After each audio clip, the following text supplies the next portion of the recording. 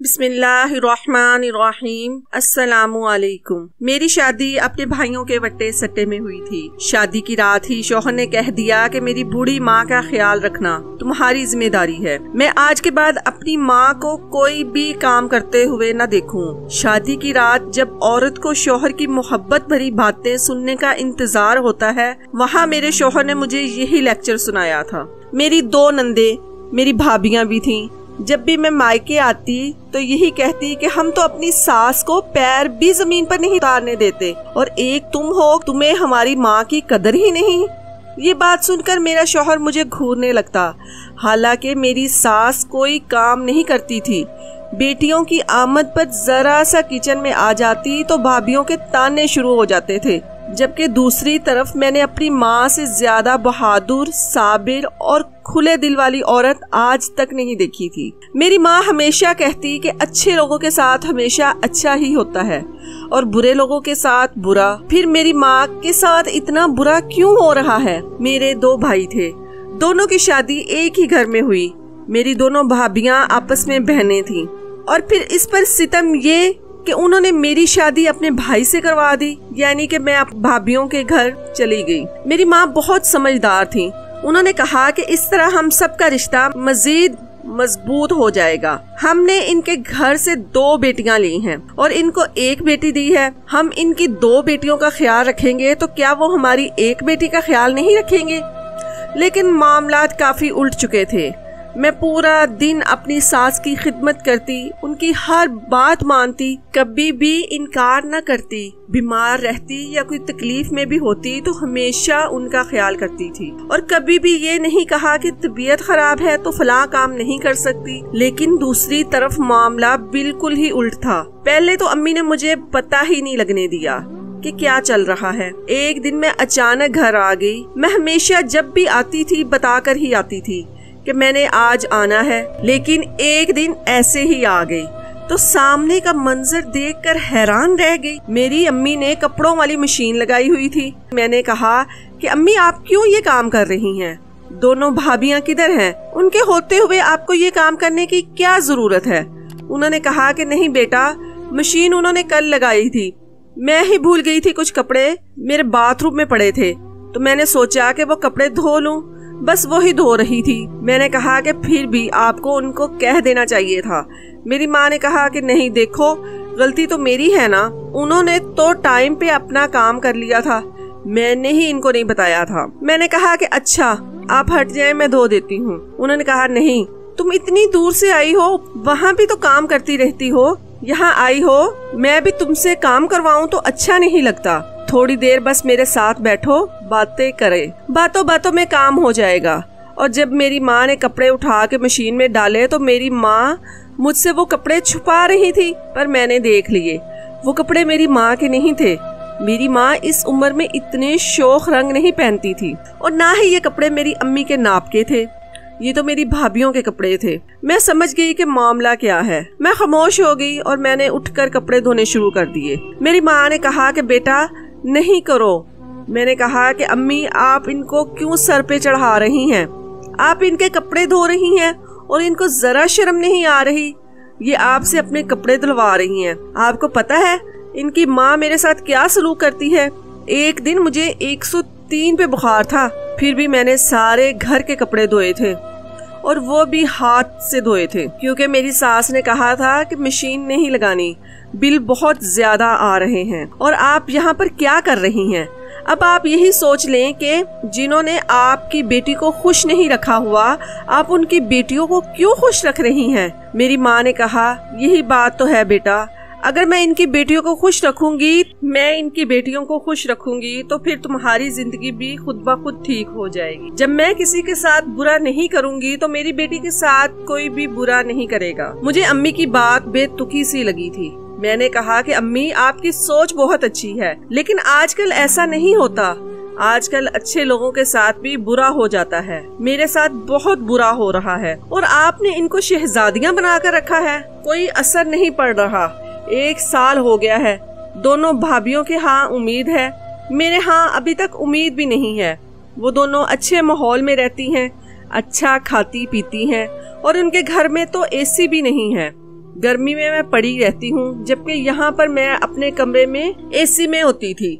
आप इनको इतना प्यार करती हैं, इतनी सहूलत देती हैं, और मेरी सास बीमारी में भी मेरा लिहाज नहीं रखती। अम्मी क्या अच्छा हो रहा है? जब आपकी बेटी खुश नहीं है, आप क्यों किसी की बेटियों को खुश रख रही हैं? वो भी उस औरत की बेटियों को जिसने मेरा जीना दोबर कर रखा है। मैं सारे घर के काम करती हूँ, लेकिन फिर भी मेरी सास मेरे खिलाफ मेरे शौहर के कान भरती रहती है, और अब तो मुझे बांझपन के ताने भी देने लगी है। ये कहते हुए मेरे आंसू छलक पड़े। ये सुनकर मेरी वालदा ने मुझे सीने से लगाया और तसल्ली दी। मैंने कहा, बस छोड़ दें, ये सब कुछ ना किया करें। आप इस घर की बड़ी हैं, हुक्म चलाया करें इन पे। बेटे तो आपका एहतराम करते हैं, वो तो आपको नहीं कहते कि हमारी बीवियों के काम किया करें। फिर आप क्यों खुद से ये सब कुछ करती हैं? मेरा शौहर अपनी माँ को खुद से पानी पीने भी नहीं देता। कहता है, तुम मेरी माँ को पानी नहीं दे सकती, वो खुद उठकर क्यों पी रही है? मगर मेरी माँ के तो जवाब ही निराले थे। बजाय मेरी बात सुनने और मानने के, मेरी माँ ने मुझे फिर से वही लॉजिक दिया कि मैं किसी की बेटी का ख्याल रखूंगी तो लोग मेरी बेटी का ख्याल रखेंगे। लेकिन मेरे साथ तो ऐसा कुछ नहीं हो रहा था। मेरा तो कोई ख्याल नहीं रखता था।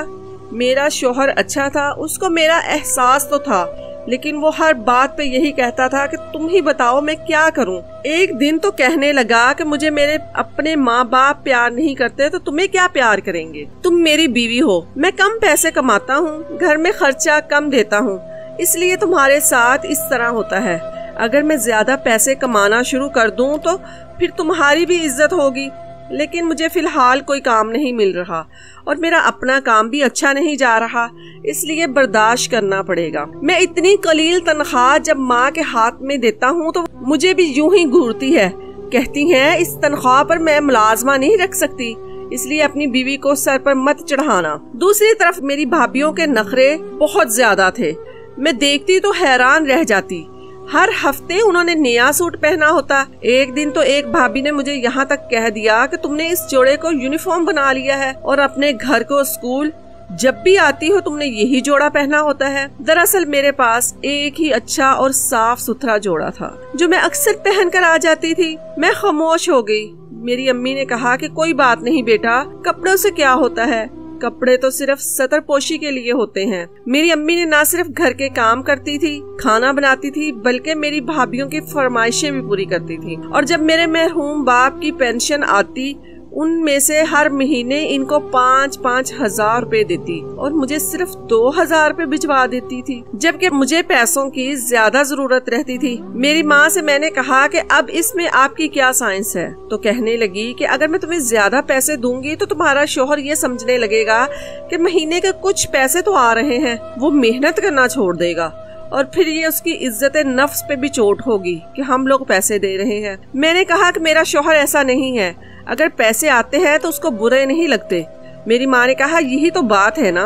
ये पॉइंट बड़ा ही अजीब था कि आपके शौहर उस बात पर बुरा ना मनाए कि ससुराल वाले पैसे क्यों दे रहे हैं, इसलिए मैं तुम्हारी तरफ पैसे कम भेजती हूँ। मैंने कहा, और मेरी भाभीियों को सर पे चढ़ाती हैं, अगर इनको पैसे नहीं देंगे तो इनका क्या बिगड़ जाएगा। इनका शौहर तो इनको महीने के खर्चे के पैसे देता है, मेरा शौहर तो मुझे जरूरत की चीजों के भी पैसे नहीं देता। अब मुझे मेरी माँ से भी अजीब सी चिढ़ होने लगी थी। कहना नहीं चाहिए पर गुस्सा भी आने लगा था। मैंने घर आना ही छोड़ दिया। मुझे रिश्तेदारों से पता लगने लगा कि मेरी माँ की हालत बड़ी खराब है। मेरी भाभीियों ने इनको बहुत ज्यादा जलील करके रखा है। बेटी थी उनकी, क्या करती, माँ का गम तो बेटी को ही महसूस होता है। फिर मिलने चली जाती, सोचती कि माँ मुझे अपने बारे में बताएगी तो उसका दिल हल्का हो जाएगा, लेकिन वो हमेशा यही कहती कि सब ठीक है, अल्लाह का शुक्र है, सब कुछ ठीक है। एक दिन मैंने सालन में नमक क्या ज्यादा कर दिया। मेरी सास ने मुझे इतनी बातें सुनाई, यहाँ तक कि मुझे धक्का दिया और मेरा सर दीवार पर जा लगा। दीवार पर एक टूटा हुआ कील लगा हुआ था जो मेरे सर में लग गया। इतना ज्यादा खून बहने लगा, मुझे मेरे शौहर डॉक्टर के पास ले गए तो उसने कहा कि एक टांका भी लगेगा। मेरे साथ इतना बड़ा मसला बन गया, मेरी सास की जुबान पर एक भी माफी का लफ्ज न आया कि गलती से हो गया तो माफ कर दो। लेकिन वाकई उन्होंने मुझे इतनी जोर से धक्का नहीं दिया, लेकिन जिस जगह धक्का दिया था वहाँ पर कील लगा हुआ था और उनको भी इस बात का पता नहीं था, और फिर भी उनकी आंखों में कोई शर्म नदामत नहीं थी। मैंने अपने शौहर को कहा कि ये मेरे साथ क्या हो रहा है। मैंने तो अपनी सास के साथ कभी कोई बदतमीजी नहीं की। इधर आपकी बहनों ने घर में जो हालात मचा रखे हैं आप नहीं जानते। मेरे साथ मेरे ससुराल में बहुत जुल्म होता है, और उधर मेरी माँ के साथ भी। मुझे मेरी माँ की जिंदगी के फलसफे पर अब शक होने लगा था कि अच्छे लोगों के साथ कभी अच्छा नहीं होता, बल्कि उनके साथ हमेशा बुरा होता है। बस जिंदगी इसी तरह गुजर रही थी जब एक खबर उड़ी कि मेरे दोनों भाइयों ने एक नया कारोबार शुरू करने लगे हैं। मैंने अम्मी से कहा कि इनसे बात करें कि मेरे शौहर को भी कारोबार में शामिल कर लें, ताकि हमारे घर में भी 2 पैसे आना शुरू हो जाएं। मेरा शौहर भी कारोबार करना चाहता है, उनके पास सरमाया कम था, इसलिए वो कहता था कि कोई छोटा सा कारोबार करूंगा। लेकिन अगर मेरे दोनों भाई इसे अपने साथ मिला लेते तो कारोबार मजीद बड़ा हो जाता और तीनों को फायदा होता। लेकिन मेरे भाइयों ने साफ इनकार कर दिया। उन्होंने कहा कि ये बड़ा ही बदकिस्मत है, इसको हमने अगर साथ लगाया तो हमारा कारोबार खराब हो जाएगा। मुझे इस बात से बड़ा अफसोस हुआ। मेरी माँ ने भी मेरी सिफारिश की, लेकिन मेरे भाइयों ने बात ना मानी। उनको तो ये भी परवाह नहीं थी कि उनकी बहन का घर ही थोड़ा बेहतर हो जाता। मुझे बहुत ज्यादा दुख हुआ। मेरी माँ ने कहा कि सब अल्लाह पे छोड़ दो। मैं अब तंग आ गई थी, मायूस हो गई।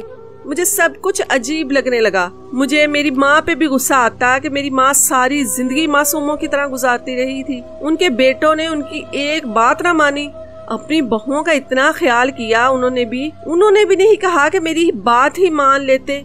मेरे भाइयों ने कारोबार शुरू कर दिया और मेरे शौहर ने भी कहा कि पैसे कम है, कारोबार छोटा है, लेकिन आमदन पर फर्क जरूर पड़ेगा।